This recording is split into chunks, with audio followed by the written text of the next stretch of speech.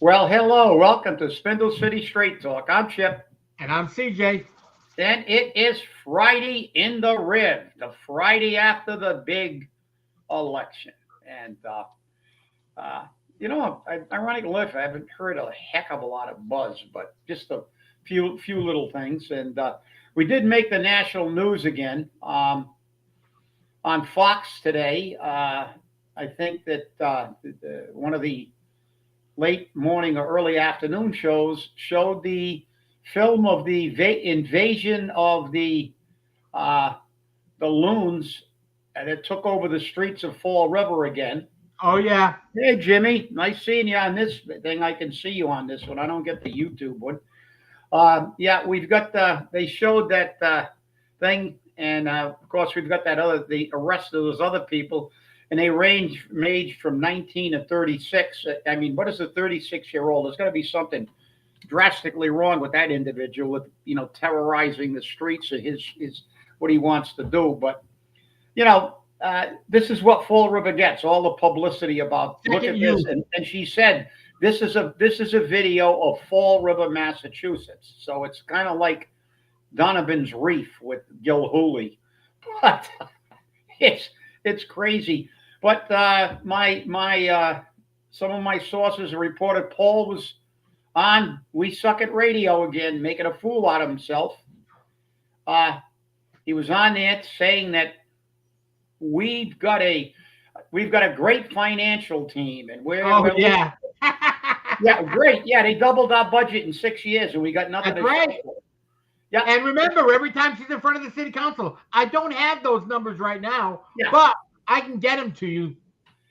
But it's just incredible. We didn't see a lot of him. I guess his handlers told him, stay away from a camera unless you have to be there, because every time you open your mouth, you show what an absolute failure you are as a leader. You don't have one administrative bone in your body. You're a slug. You don't know what you're doing. You're a slug. So he said, we've got a great financial team, which we don't. We've got some reject from New Bedford. And if she was that good, they would have kept her. But they farmed her out to Fall River, send it to the minor leagues. And then he went on to say, to show how ridiculously incompetent he is as a leader. He said, well, I like to give the opportunity. She's being considered with other people, but she's young, and I like to give young people a break. Paul, let me give you a little bit of advice. You're not in high school anymore. You're not walking around dirty, high fiving people, pretending that you want to put these kids on a path to success. When you got somebody that's young, and I heard she actually doesn't have a degree in accounting, she's got a degree in political science, I think. So she doesn't have So she's a bullshit artist. There you exactly. go. But that may not look. I was told that was an allegation, but I have heard a lot of negative things about her and her behavior, and I we've know seen her members in of the front of the city council council. don't like her. But Paul, you don't give young people the top job. That's right. I know a 12-year-old that wants to be a firefighter. We're going to make him the chief. Oh, wait a minute. Your family does do that. That's Your right. brother thought he could go from lieutenant to the chief of the department and never run anything but a car fire, a brush fire, or a dumpster fire, and then be the chief of the department and give orders to chiefs who have been running fires for 10 or 15 years. That was a dismal failure. Listen, if you thought she had potential, what you do is when you get a young kid in there without a lot of experience, which he doesn't, is you put them in a department. You give them a position. You let them work and learn the job. She may someday get good enough to be the head, but you don't start them at the head. Oh, I like young people. That you know what that created? A DEI hire. Didn't earn it. Yeah, Mario, but they came close. And again, and I understand where you're at with that comment, but I can guarantee you there are at least 300 people out there who will tell you that if I thought it was going to be this close, I would have went to vote. because I hate Paul. And he's done nothing. Now he's going to get we're going to get 8 years of increases in taxes and nothing. And he's on the radio again proving he has no leadership ability at all. Listen, don't try to con us. You doubled the budget, nearly doubled the budget. This person has been in front of the council numerous times and looked like a buffoon. But you've got a great team. Yeah, you got a great superintendent. And what does that superintendent say? We're not worried about educating the children. We want to have a welcoming environment. So you welcome all the people, whether they're qualified or not. That's not what a leader does. Sorry. Don't work that way. Doesn't work that way in reality. When you're a leader, you have to assess everybody that works for you and ensure that they're qualified for the position. And if they're not, you have to deal with that. You don't give them that, especially important positions. You don't make them supervisors, CEOs. Really? Really? Listen, Mary Sahadi knew the numbers. She lied about them. She lied about them. But she lied. Yeah, she covered for you, and I know she's sorry for it now. Yeah, Stefanik. Yeah, she's a sharp girl. Yeah, and speaking of that, to show you how these people like Paul Coogan, who we are cursed for. Good afternoon, Chris. You're going to have a tough job ahead of you. You're going to have to rein this guy in because here we go. He's on there saying the CFO is going to be the girl with that's acted like a total buffoon, doesn't know the numbers, supposedly has a degree in political science. We've seen a lot of people with negative reports about her. And he said he's going to give her a chance because she's a young person. Well, like I said, give her a chance. Don't make it a CFO. But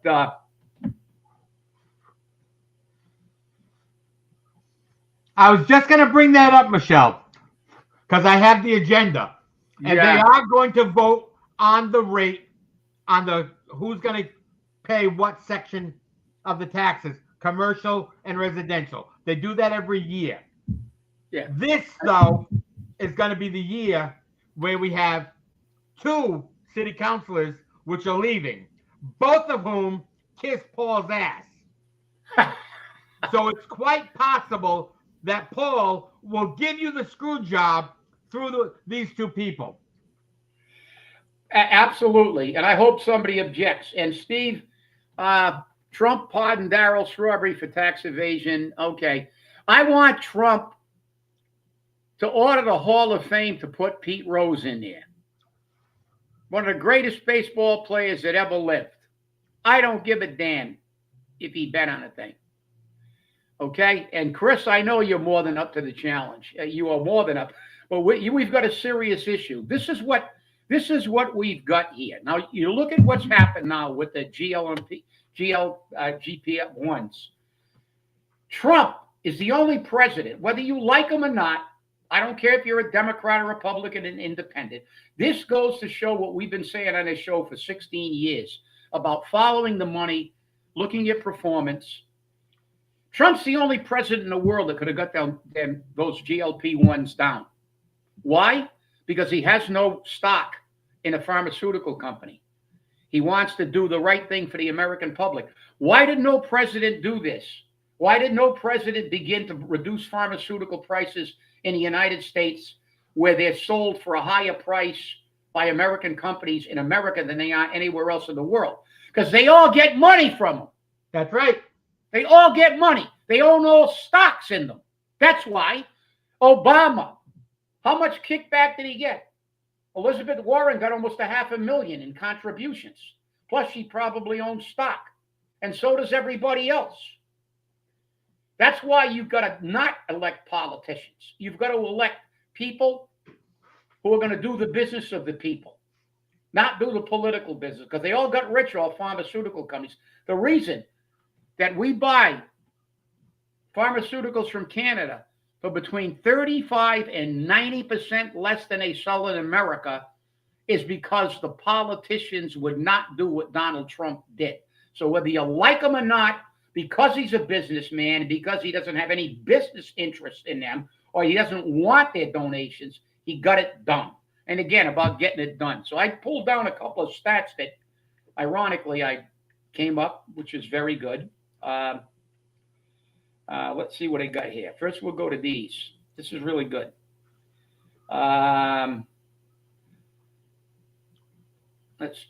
Which one is this one? Okay. Well, first of all, they talk about, they're always talking about Trump not doing it. Okay. This is, okay, you can kind of see it there. There you go. Well, this is the consumer price index between under Trump.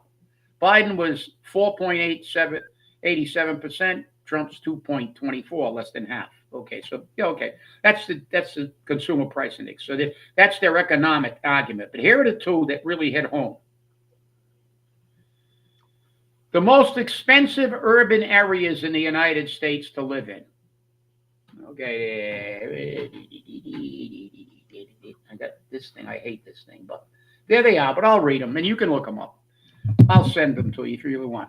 Most expensive urban areas in the United States to live are the borough of Manhattan in New York, Honolulu, but we knew that. Hawaii's San Jose, California, San Francisco, which they've turned into a toilet, Democrats.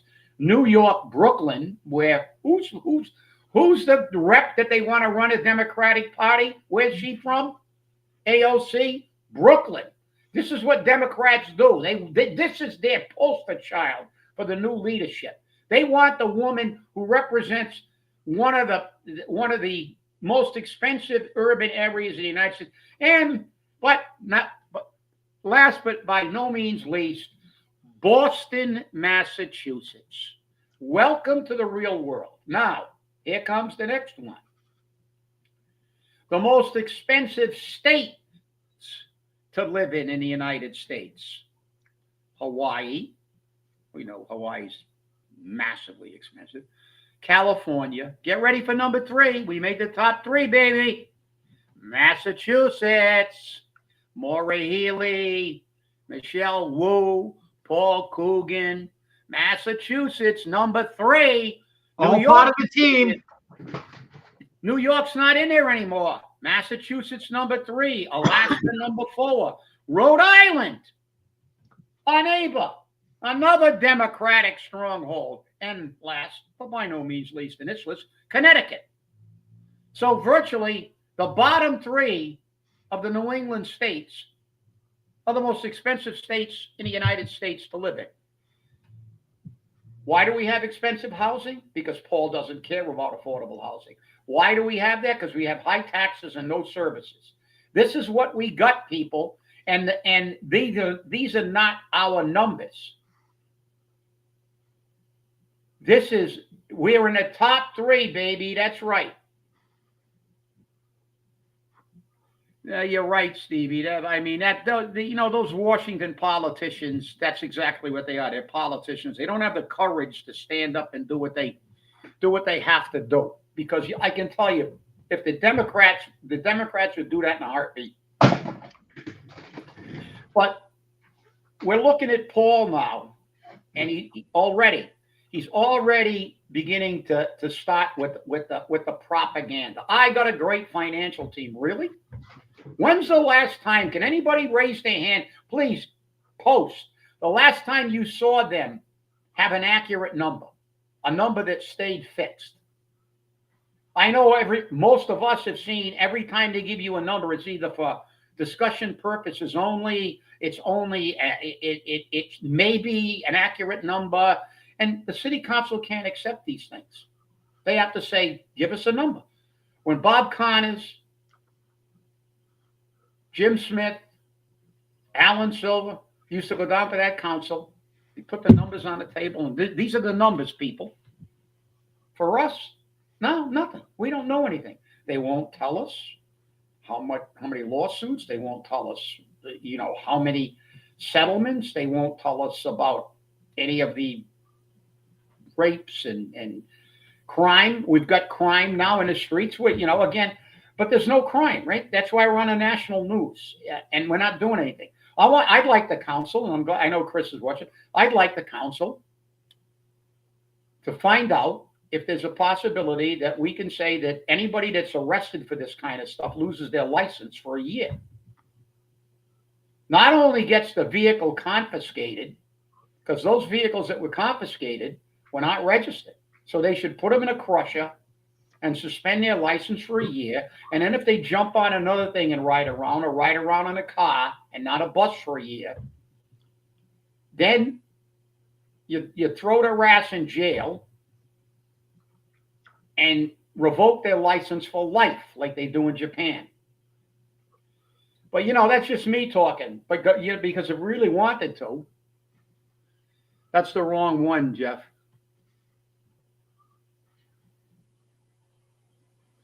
Yeah, that's Alan, the state rep.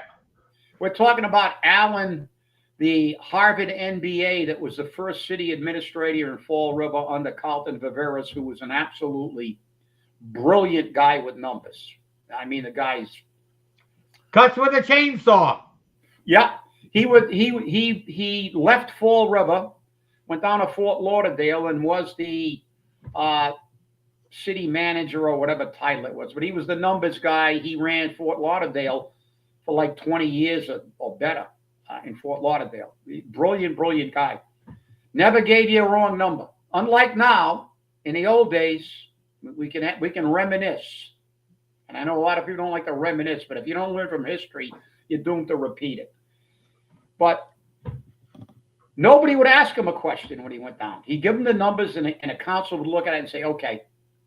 And they might have a question about, well, over here, can we do this or move this? And he'd answer the question. Because if you asked him a question about the numbers, he'd go off for about 2 hours and explain everything to the penny. That's how good he was. He came back to Fall River a few times and gave mayor-elects the real picture of Fall River.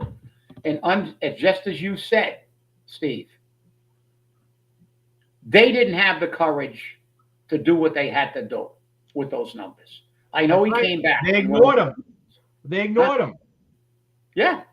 He got the numbers. I know he got the numbers because I was at a healthcare meeting with one mayor when he came up to do the numbers when the guy first got elected, and his chief of staff was in the meeting, and he walked in and he said, "Oh, I didn't know you knew Alan." I said, "Yeah, I know him very well." I said, "We negotiated against each other for years, and we're good friends." I said, "We have mutual respect."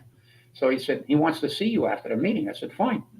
I went in and we went over the stuff, and I said, what'd you do? He said, I came over and gave him the numbers, gave him, what I feel they have to do and stuff. And then he went back to Florida.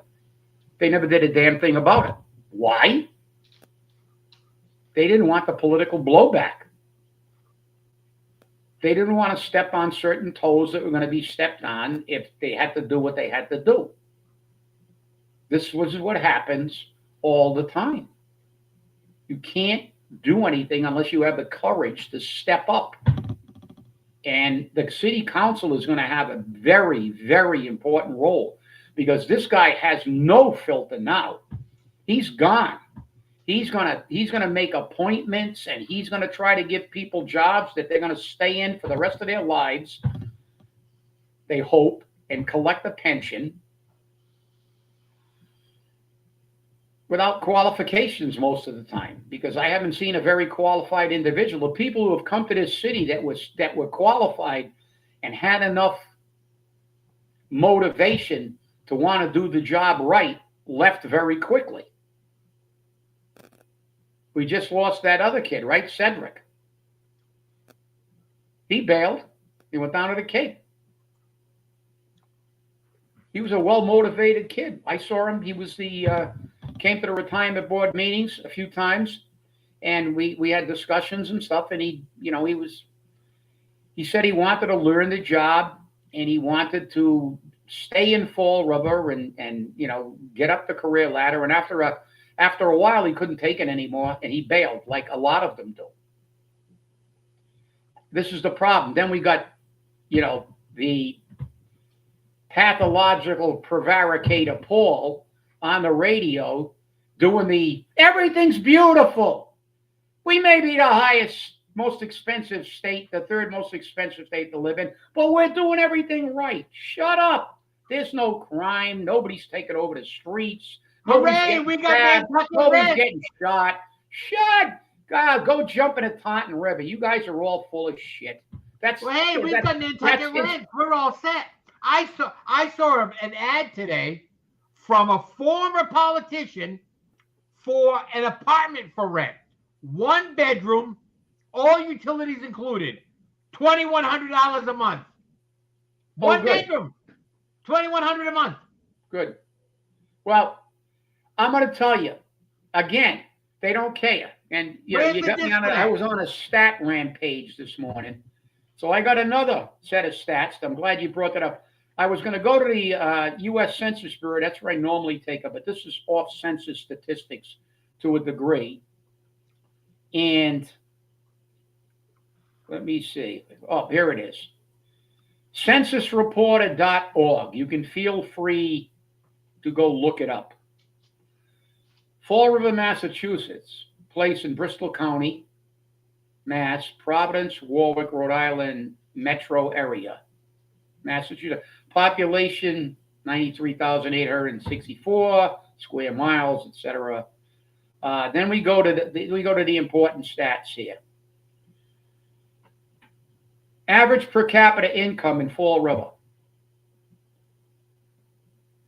$31,047. Do the math. How much is that apartment, CJ? 2,100. 2,100. All right, 10 months is 21,000. Would be 20. And another 2. That's about $25,000 a year. So right now you got about $6,000. That's your gross income, by the way. The per capita median income is a gross income, not a net. Right. Median household income, $52,978. Poverty rate, 24%. 24%. That means nearly 1 out of every 4 people in this city is living in poverty. And what does Paul Coogan do? Build more expensive housing and say, we don't need it. We don't need it in this city. And then you go, why do we have homeless people? Why do we have people? But this is at 24%, I think the other thing. And then it says, what does it say here? Okay, it's got a little caveats with this thing. Per capita income, $31,447. It says about 2/3 of the amount in the Providence, Warwick metro area, which is $45,089. So it's only like it's 33% lower than the average in this area. Median household income, about 2/3 of the amount, about half the amount in Massachusetts.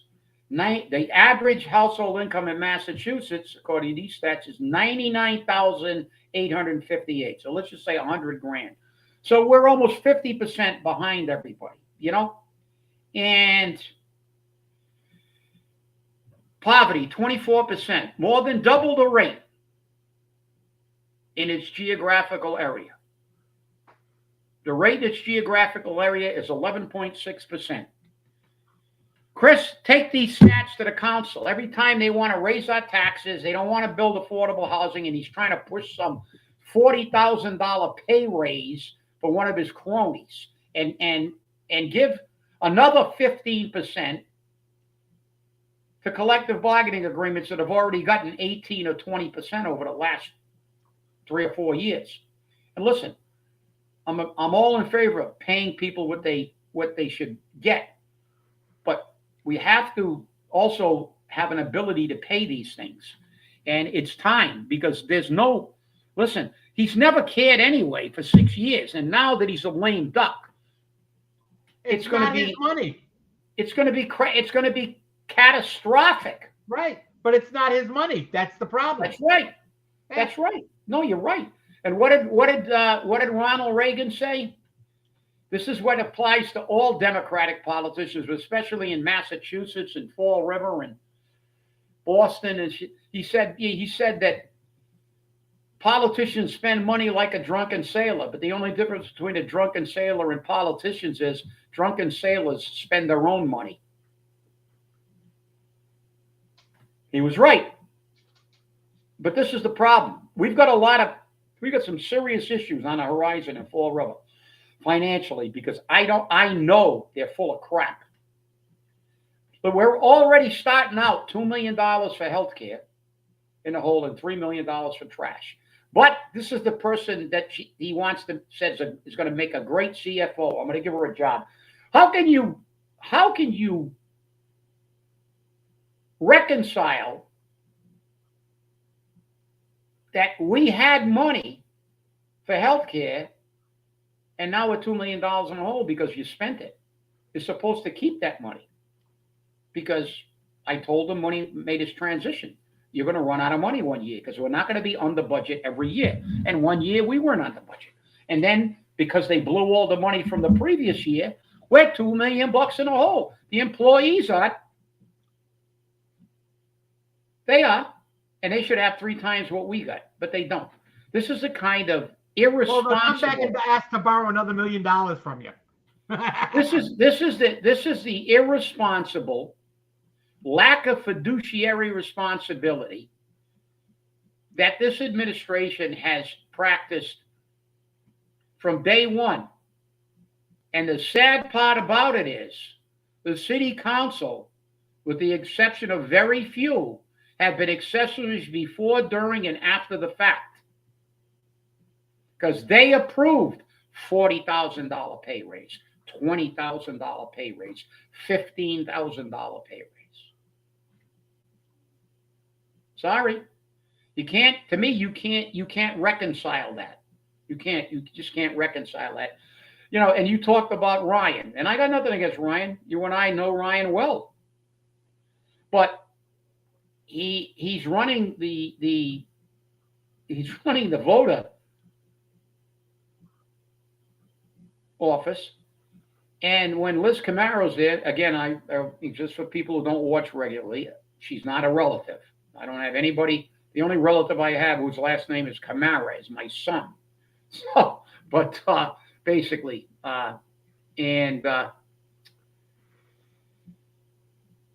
she ran that office when we had elections that were far. I mean, this election was abysmal, but we had triple, quadruple, 5 times, 10 times the amount that we had turnout. 30-40% turnouts. 30-40% turnouts in those times, and sometimes more on a big election. That's right. Sometimes higher. Yeah, but she had 1 full-timer and 1 part-timer. Yep.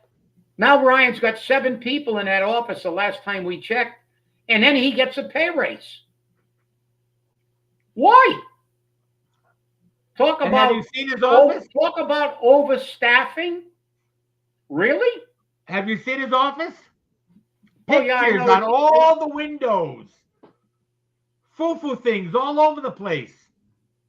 People are taking pictures and sent them to me. It looks like it's his home. One of the rooms looks like it's his living room. Well, he did put in a big major attempt to get a lot of money for furniture, didn't he? I know. I mean, yeah, he's not sitting on a lawn chair up there in his office. I can guarantee you. No. But this is the problem. No, yeah, you're right. And the sad part about it is that when you call, none of the staff there can answer a question. They've got to get Ryan's approval first. Yeah, well, Nazi Germany. And if he's out of the office, which is a lot of the time, they say, well, he's not in the office at the moment. Can I have him call you back? Now, in fairness, he does call you back. But where is he going that he needs to be out of the office so much? Well, that's a very valid question, but he returns your calls because you'll blast them all over the place if he doesn't. He may not return everybody's call, but he'll return yours because he knows it'll be talked about on a show. But Jeff, you're right. We do need more businesses and we need jobs. or at least need people in the city who live in the city and work elsewhere. There are a lot of people that commute to work. And we've seen apprenticeship programs in Providence that got people jobs in electric boat. We talked about giving tax breaks to people who move into the city, agree to live here for at least 5 years, and have an incremental tax break for them because they work and they'll shop. You can't run a business with the stats I read, Jeff. You can't keep small business, which is the economic engine of a city this size, of medium-sized cities, not major industry. And if it is major industry, like it was once with the textile mills, once they go, the city collapses, just like Pittsburgh did when the steel mills went. Small business is the economic engine of medium-sized cities. You can't have it when you have $31,000 as the median average, as a median per capita average income. And then you give people apartments that they're going to basically use 80% of their income, 70% of their income, and live on tuna fish for the year and have to work 3 jobs to just get a basic apartment. You can't sustain business. They won't be here because they can't get support. Look, when we had textile mills, every single storefront on Pleasant Street, every single store on South Main and North Main was full. We had businesses up at the wazoo. We had 9 restaurants between Stafford Square and Bogle Hill, and I can name them. We had clothing shops. We had 5 and 10s, although they're gone now, but at that time it was.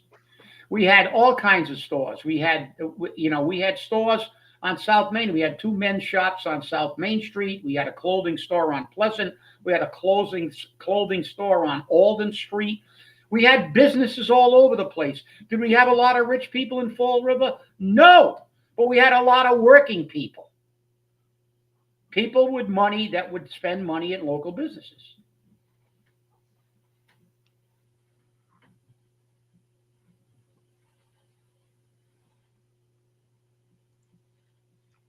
Yeah, and that's the problem. The problem is that this is what's killed all these communities throughout the country, with that the Democrats are running. There's no impetus.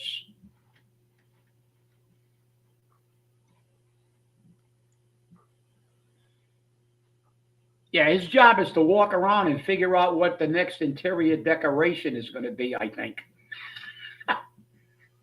Because I don't, very good question. Very good question, Michelle. That's a very good. We all ponder that. What do they do in the elections office when the elections are done? I'm going to have to ask Liz Camara at the next. Well, from what I understand, they handle all the online voter registrations, all the registrations sent from various governmental agencies, and an upkeep of the city census. Wow. You mean with a computer? That takes about 15 minutes a day. Come on, But because according to Paul, elections is a very complicated office now because of all the registrations. We need people who know what they're doing. We need to be sure that we're adequately staffed. What a crock of shit. Okay. Maybe he's got contact lenses. I didn't think he had brown eyes, but the crap's piled up above his eyebrows. I can tell you that much. Because listen, let me tell you something. You and I, we discussed this on one of our previous shows. We've got 55,000 plus supposedly registered voters, and they never vote. Why? Because they're not voters. No. Because they automatically register these people. So That's what right. are we going to do? So they automatically computer register when you do any kind of business with the state.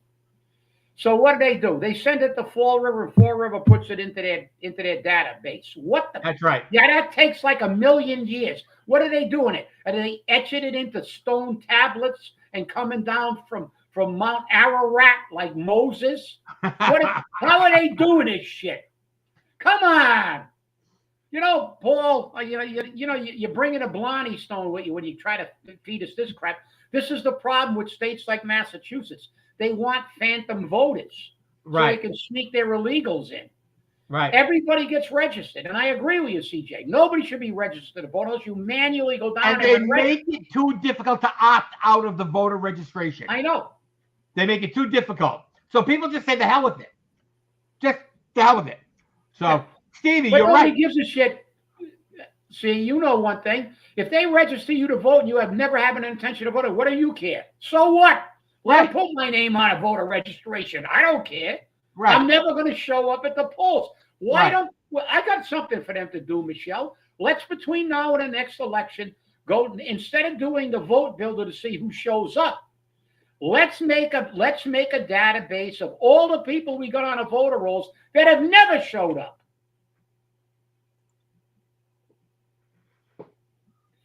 And let's pass a law that if they don't vote for 5 years, they're removed from the rolls. I don't know. Oh, there's no question. It's just like when I ran for office, the dead was still on the voter registration. So the dead were voting. Stevie, Well, you brought up there were a lot of something dead interesting. people in Chicago that used to vote. Yeah, Stevie, you brought up something interesting. I was going to bring this up. Yeah. Cliff Ponte released a statement today saying that he is in favor of a change in the form of government for the city of Fall River, namely like what Worcester has. Now, Worcester has given away its authority of the city council. The city council is powerless. Michelle Dion, prior to Cliff Ponte coming out with this, because of course, Cliff Ponte's got to come out being at the lead of the pack. I'm the one that came up with this, which is bullshit. Because Michelle and I were talking about this before the election cycle. Okay? A long time before. Yes. A long time. Exactly, a long time. And she believes we should have a change in form of government, but with Cambridge style, which is again still a type E, but the city council retains its authority. They are the legislative body. So right. They don't believe, and you're right. And that's the irony of it, CJ. We do not have to reinvent the wheel. Worcester did it. Worcester didn't. Worcester made some mistakes that people found we didn't have enough control, and they wanted the council in control. And as you said, ward councilors, et cetera, et cetera. Those things have to be made. And you're right. I mean, listen, this proves it. Paul Coogan couldn't run a one-man parade. Okay? He showed it. 6 years, we've got nothing. We've got all kinds of things going on in Fall River that nobody ever knows about. People, driving around in the streets, and it's never, you don't hear anything. You never hear them talk about that. I got a great financial team. Horse shit, you do. Every time this person is asked a question, you get like Linda Blair in The Exorcist. Her head spins around and puke comes out of her mouth. I don't know what the hell she's talking about half the time. And it's like she didn't last in New Bedford,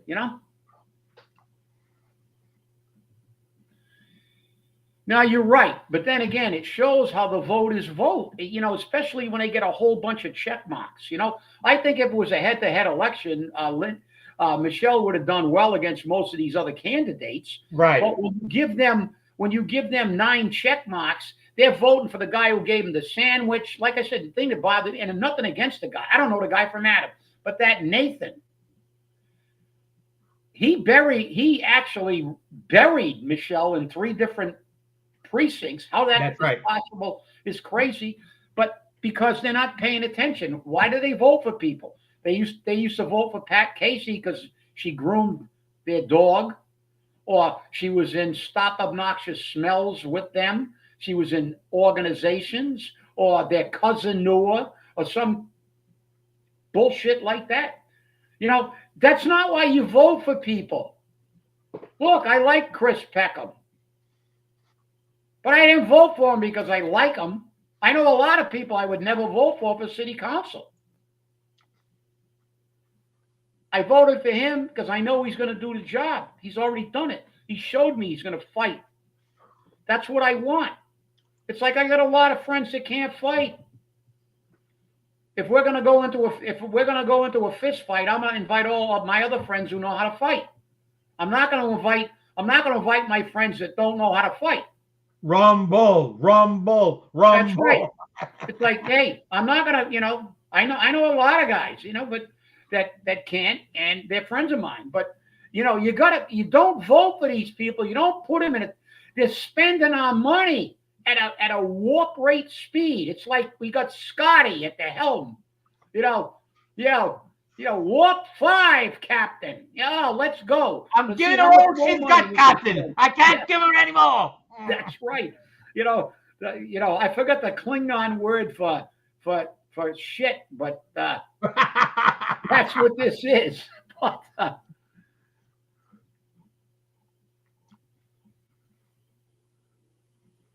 no, you're right. No, we got to get more people to vote for her because, especially in the next election, because look at. She has said this is her last election. She's not going to run for a city council again. Well, that's going to be a great loss to the city. But then again, I hope every year after a re-election. Maybe we can talk her into it. Yeah, well, like I said, she said this every year after every election. So, but to be honest, she's really tired. She's the one out there alone. Even the people on the side of her, like Sean Kadim and Cliff Ponte, yak. They say all the right things, and then they say, "We'll approve it." Yeah, well, now you got Chris on there, and we know that Chris is not afraid to be vocal and advocate for the people. Now with that little push, and also knowing that these people are going for a new form of government, hopefully we've got enough people on the council now that are going to pay attention, and these other people who have been really rubber stamps. And we've got to all say goodbye. This is my Brad Kilby squeak toy, and this is my Paul Hott one. Do you know why the city council has been opposed for so many years to ward councilors? Because the majority of them come from the North End. Exactly. And people like Linda Pereira and Joe Camara and Brad Kilby would be fighting each other for the seat. Yep. And they would never get him. Right. At least only one of them would get. No, like I said, yeah, and so are a lot of other people. He's glad to be gone too. Now he doesn't have to pretend to be paying attention, and he's going to get his big job over at the housing authority and boost his pension from the city by about 60 or 70 grand. Right. For doing full-time work for short. A lot of people were surprised but pleased with that. And are you ready for this one? Wouldn't it be a kick in the ass if somebody had the balls to turn around and get a home rule petition to remove the Fall River Housing Authority from the Fall River retirement system? Put them in the county. Put them in the state. Well, that's it. It is because doable. They were put in by home rule petition.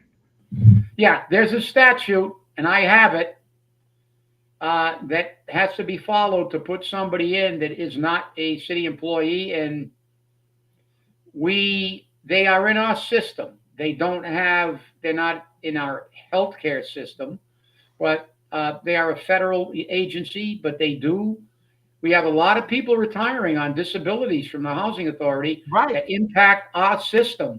And it would really help the retirement system if we would have to grandfather those other people in, obviously.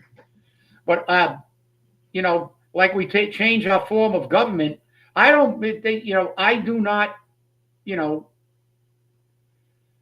I don't think that that a federal agency should be in our system.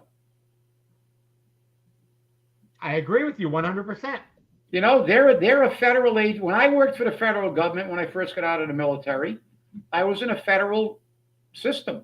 If I retired, if I stayed there and retired from there, I'd have been in a federal system. And but then again, this is all it's So always political about bullshit. politics. Yeah, political bullshit. Yeah, it's all about politics. But there is a statutory mechanism that they have to follow to get in there, and it also can be reversed. But that's the least of our worries. I am really, really worried about the finances of the city of Fall River because it has been like the last 6 years has been North Korea.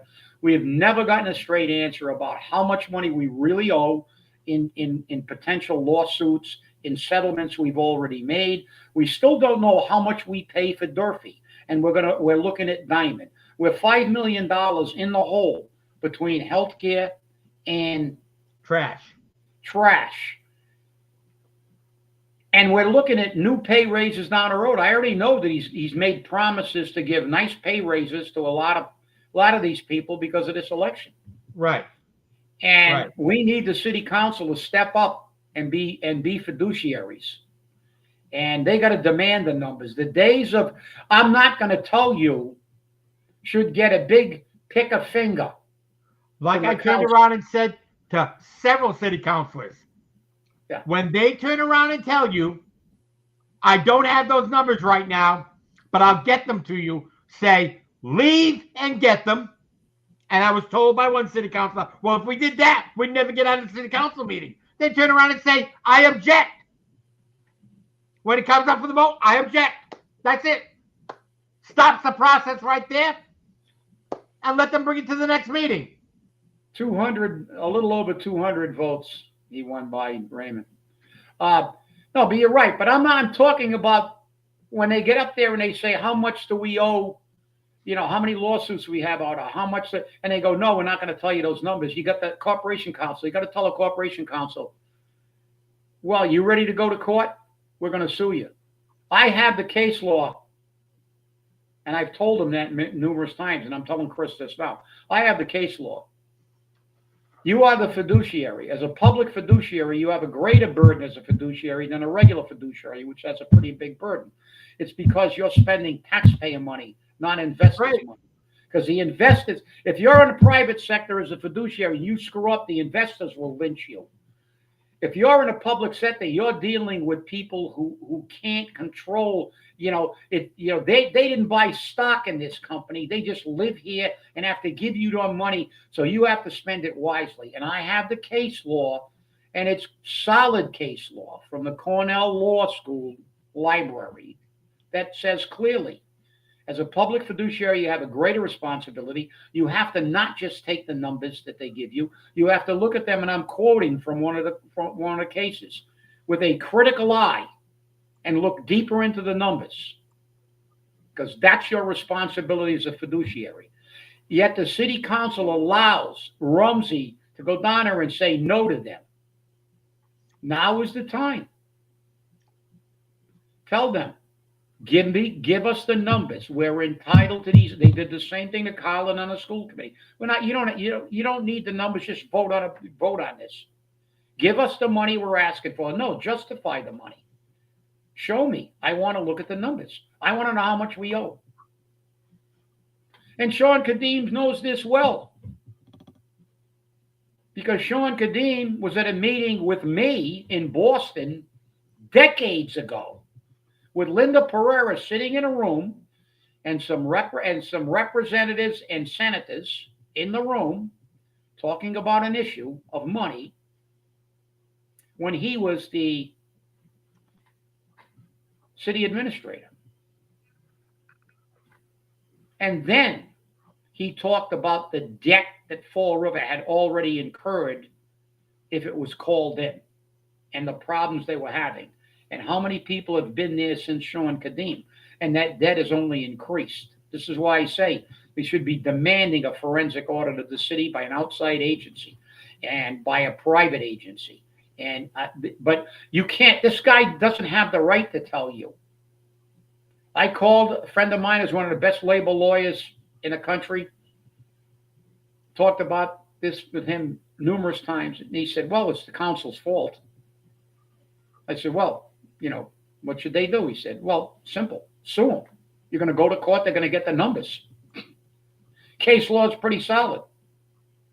You can't have a mayor telling the appropriating body, 'I'm not going to give you the numbers to justify the appropriation.' You really think, Rumsey, that's going to stand up in court? You're just giving the Kilbys and the Harts an excuse to say, okay, we don't need them, I guess. It's not their job. It is their job. That's the problem. Not my job, man. But it is. It's going to be a tough 2 years, I think. Unless that city council really steps up. And hopefully the school committee will step up too. But like I said, I know that we have a few new additions, but the only one I know, and I don't know personally, but I know of her experience is Ann Riley, who is very experienced in the field. She's been a superintendent in 2 different places now, and they've done both well educationally. She was up for superintendent here. Of course, Coogan didn't get her. He wanted somebody that wanted to not educate our children, but have a welcoming environment. Let's all hug them and say, it's okay that you beat the kid up with a baseball bat in the cafeteria. We're not even going to have the police come down here. Yeah, Paul will give you a high five. Don't worry about it. Shut up. Get out of here. And this is the problem. We need transparency, which Paul, by the way, said it again in his push card, transparency. He is the least transparent person. I'll tell you what, I'd rather have, what the hell's his name? Jilin Kum or whatever his name is in North Korea. I'd rather have him as the mayor. You get more information in North Korea than you do in Fall River. But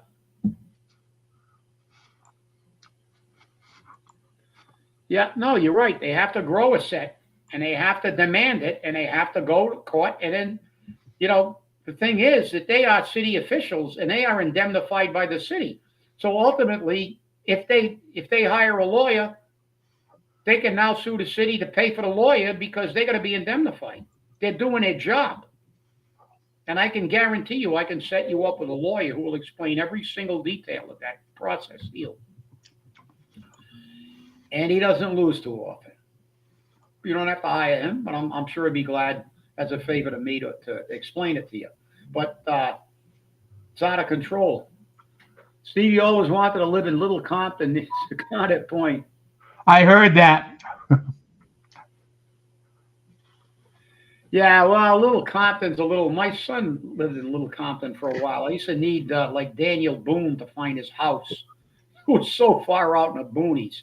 Then he got tired. I'll give you what happened. He got a little tired of driving back to work to his business, especially in the winter, because they don't plow the roads very well. And he was like up in the middle of nowhere, like way out in the boonies.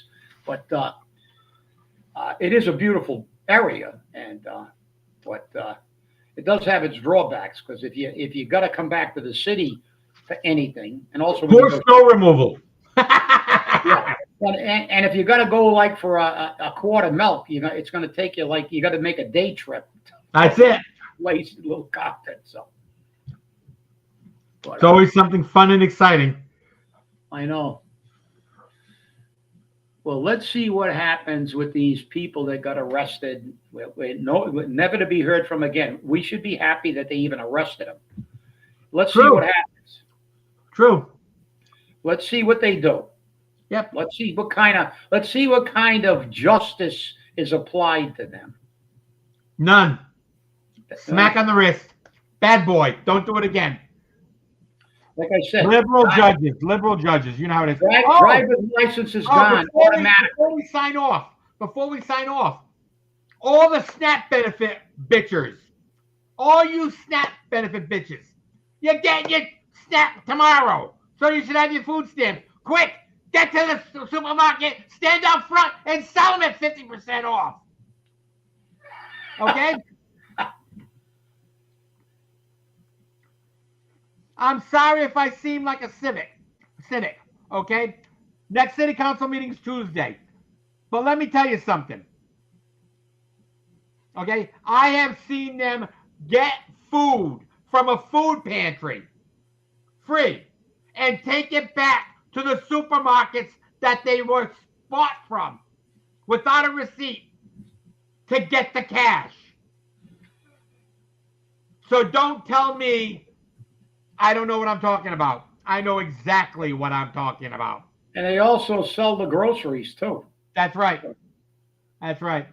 So I'm glad you got your SNAP benefits. I don't have to listen to you bitch anymore. Now we got to listen to the bitching about the flights. Such is life. We'll get over it. I want to thank you all for watching. And remember, stay safe, stay angry, and hold your politicians accountable. And remember, it's going to be a cold weekend. Have a good weekend, everyone. See you on Monday.